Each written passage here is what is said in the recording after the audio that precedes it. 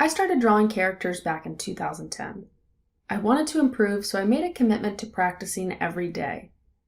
I now have piles of filled sketchbooks. For every good drawing I have, though, I've got about 10 bad ones behind it. So don't worry if you feel like you make a bad drawing. This is all part of the learning process, and you'll improve as you keep working at it. Try to draw daily if you can, and if not, try to draw several times a week. Also, date your sketchbook so you can see how your style changes over time. I think it's also important to find artists whose works you admire. Keep yourself surrounded by great art that inspires you. Just keeping your feeds full of great work will help you become a better artist yourself.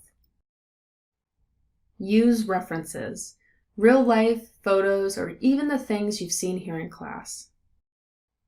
Another tip I would give is to memorize how it feels to place and draw different shapes. Commit simple face shapes like this to memory. Once you draw a face you really like, try to memorize those basic shapes and their placement and how it felt to draw them. Then you can make endless variations from those general shapes. When it comes to drawing characters, sometimes I draw with a specific character in mind, and sometimes I draw with no character in mind, and I sort of let the character become who she wants to become.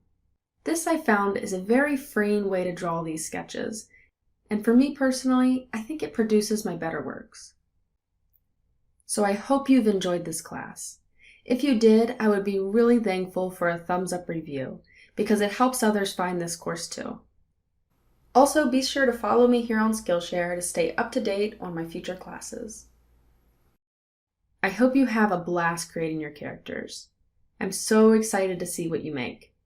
Please let me know if you have any questions at all as you work through your project. I'll be happy to help you. Until next time, happy arting!